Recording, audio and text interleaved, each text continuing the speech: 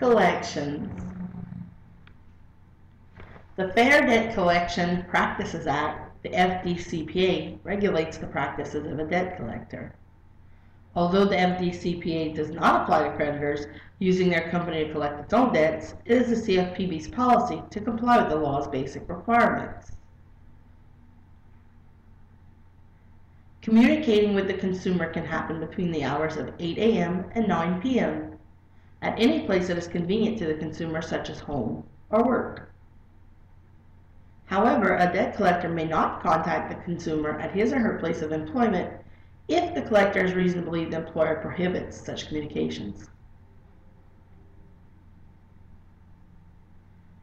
If the consumer has retained an attorney to handle their debt, the debt collector should ascertain the attorney's name, address, and phone number. Any further contact about the consumer's debt should be with the attorney, unless he gives direct communication with the customers. When a consumer refuses in writing to pay a debt or requests that the debt collector cease further communication, the collector must cease all further communication, except to advise the customers that 1. Collection effort is being stopped, or 2. Specific remedies that will be pursued or the specified remedies that may be pursued. Remember, mailed notices from the consumer are official when they are received by the debt collector.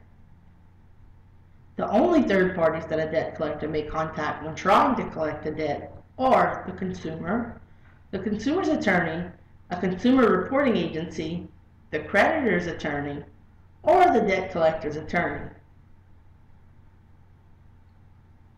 The consumer or a court of competent jurisdiction may, however, give the debt collector specific permission to contact other third parties, such as personal references.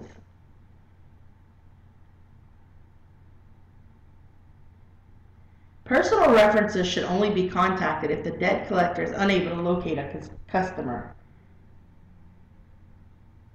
Should not be contacted more than once unless the collector believes the reference has new or better information,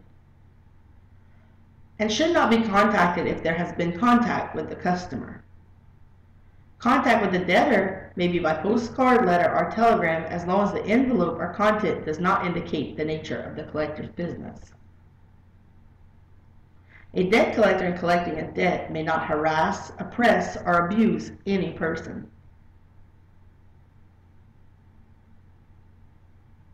Specifically, a debt collector may not use threatening behavior and words or use profanity. Also, a debt collector may not publish a list of customers who refuse to pay debts except to a consumer reporting agency or otherwise as permitted by law. It is also unlawful for a debt collector to advertise a debt for sale to coerce payment. A debt collector may not annoy, abuse, or harass customers by repeatedly calling a customer and causing their phones to ring. And if they answer, the debt collector must properly identify oneself.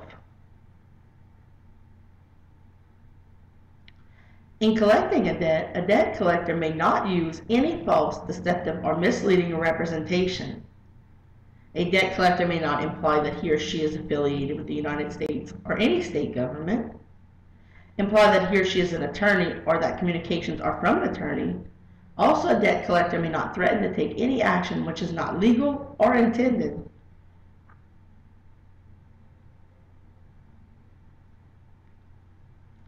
You cannot distribute written communications made to look like a legal document from a government office or official.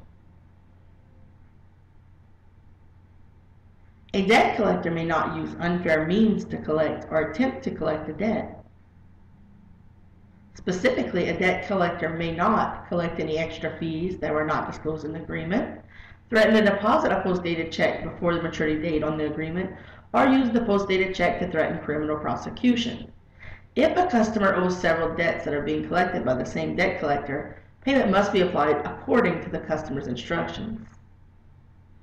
Legal actions may be brought only in the judicial district in which the customer lives in or in which the original contract creating the debt was signed. What is American Cash Advance's collections policy? Employees may communicate with the customer between the hours of 8 a.m. and 9 p.m. at any place that is convenient to the customer unless the customer is stated not to do so. If a customer informs the employee that he or she is represented by an attorney, communication must only be between the employee and the attorney's office. If a notice is received by mail from the customer stating to cease communications, the employee may now only contact the customer by mail, informing the customer when legal action will be taken. Personal references can be called if there's been no contact with the customer. Employees should simply state their name and ask the reference for contact information or to confirm contact information. The employee should only disclose the company name if the reference inquires where they are calling from. No other information is to be disclosed to the reference. All incoming and outgoing calls between employees and customers are to be documented in the company's eCash system. Employee cell phones are to be put away during work hours.